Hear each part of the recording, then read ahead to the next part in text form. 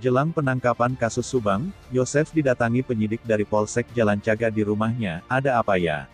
Namun sebelum lanjut mohon subscribe channel ini dulu, agar kalian tidak ketinggalan informasi setiap hari. Bagi kalian yang sudah subscribe, semoga banyak rezekinya dan sehat selalu. Kalau sudah subscribe mari kita lanjut.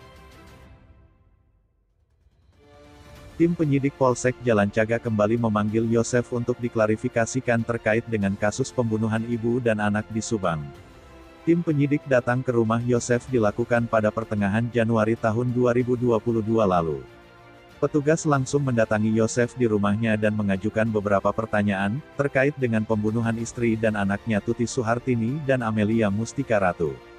3 hal yang ditanya tim penyidik dari Polsek Jalancaga terkait dengan atap, kunci pintu belakang dan keberadaan tangga yang ada di tempat kejadian perkara TKP. Hanya secara detailnya apa, belum diketahui. Kuasa hukum Yosef, Fajar Sideka yang menyebutkan sekitar pertengahan Januari tahun 2022, Pak Yosef didatangi tim penyidik dari Polsek Jalancaga.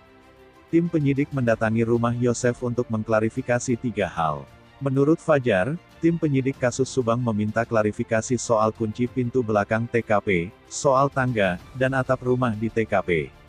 Pertanyaan dari penyidik itu menimbulkan analisa apakah tersangka atau eksekutor kasus Subang bersembunyi di atap. Kemudian apakah 3 sosok tamu yang datang malam hari ke TKP sebelum kejadian, terlibat dalam kasus ini? Atau apakah mereka itu dalangnya?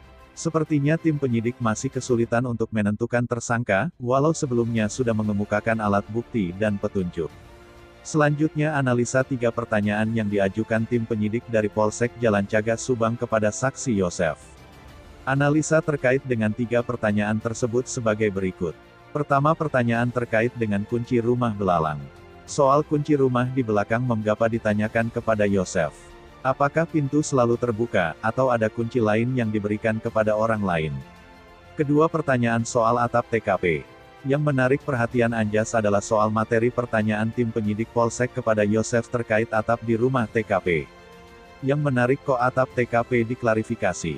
Apakah ada sesuatu yang tertinggal di situ yang diduga sebagai milik pelaku? Apakah di atap tersebut ada penemuan kayak sampel bercak darah atau sidik jari atau hal-hal lainnya?